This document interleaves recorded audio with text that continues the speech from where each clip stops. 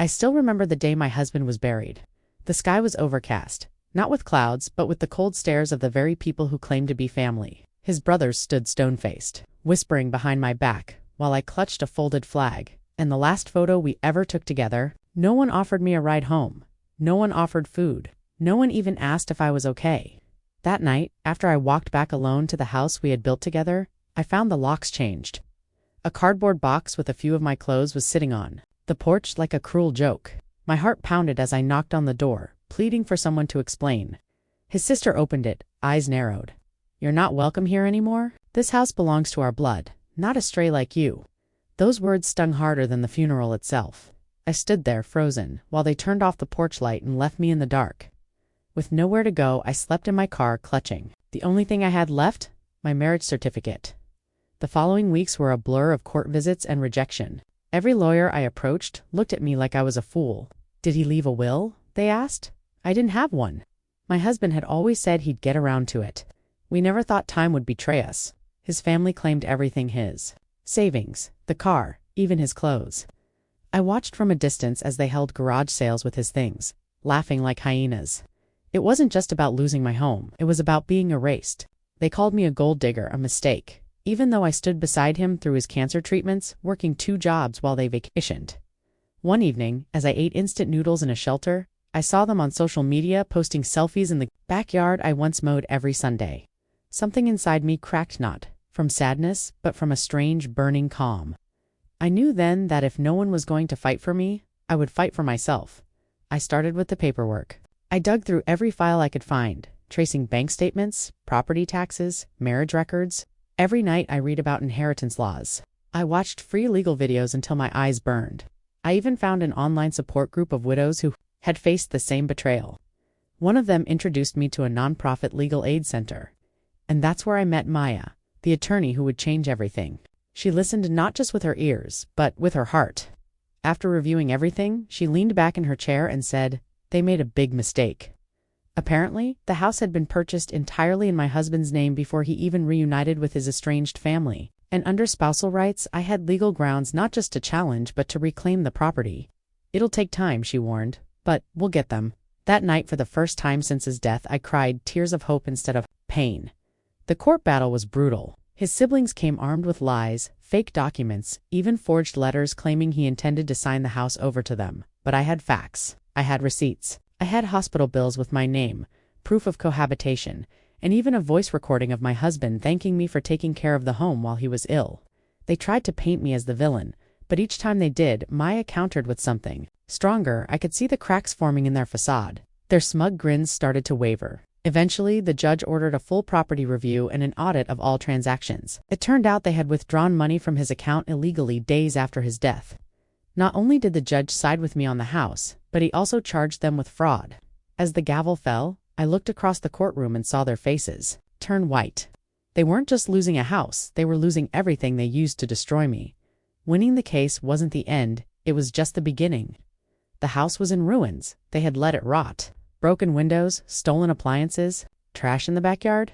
I stood at the threshold holding the keys. Maya handed me, heart pounding with a mix of triumph and sorrow. This was the place where we'd celebrated birthdays, danced in the kitchen, painted the nursery we never got to use. I walked room by room, whispering his name. It felt empty without him, but I could still sense him there in the creak of the hallway floor, in the faded smiley face we had doodled behind the laundry door. With every broken thing I fixed, I felt stronger. I replaced the windows, cleaned the walls, repainted the porch. I did it all myself. Friends from the shelter came to help. Even Maya visited on weekends, hammer in hand. What was once a place of pain became my fortress, built brick by brick with grief, love, and vengeance, turned into strength.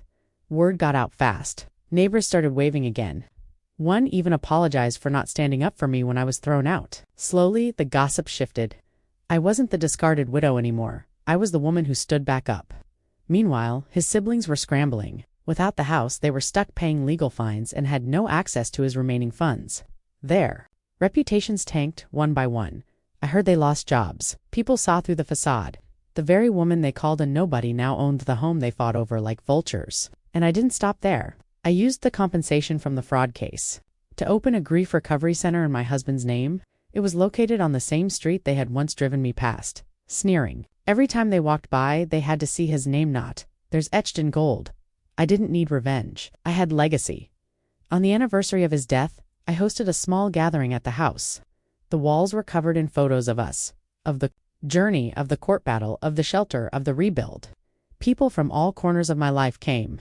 Even the judge sent flowers. Maya gave a short speech, calling me the fiercest soul she had ever known. I stood by the fireplace holding a candle, and I spoke the words I had rehearsed every night in my mind. This house was built on love. It was almost destroyed by greed. But today, it stands because of truth. There were tears. There were hugs. And somewhere in that quiet moment, I felt him, my husband, like a warm breeze against my cheek. I knew he was proud. I knew he saw what they tried to erase had only grown stronger. And I knew that no matter how cruel people could be, the truth always found a way to win. Years passed, but the story never faded. Local news did a feature on the recovery center and my legal journey.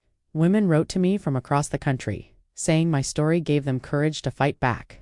I started writing a memoir 1 page at a time. Each chapter a scar turned into a medal. His family, they tried to apologize, but I didn't need their words. I needed their absence. I sold off some land that came with the house and donated the profits to cancer research because, in the end, it was cancer that took my husband, not them. And I wouldn't let their bitterness poison what he left behind.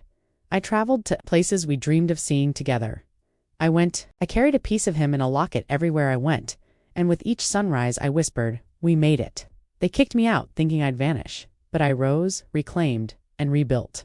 They lost a house. I found myself now, every time I walk through the front door, I smile. The creaky step still sings its same old song. The garden blooms brighter than ever. Strangers don't know the war this house survived, but I do. It's in every nail, every tile, every scratch on the stair rail. It stands not as a monument of grief, but as a victory won, not with fists or fury, but with unwavering will. Sometimes, at dusk, I sit on the porch with a cup of tea and watch as people pass by, unaware of the battle that once raged behind these walls. I don't need to tell them. The house speaks for itself. And in that silence, in that peace, I know this one. Truth. They may have thrown me out, but they could never break me. Because in the end, I didn't just reclaim a house, I reclaimed my name.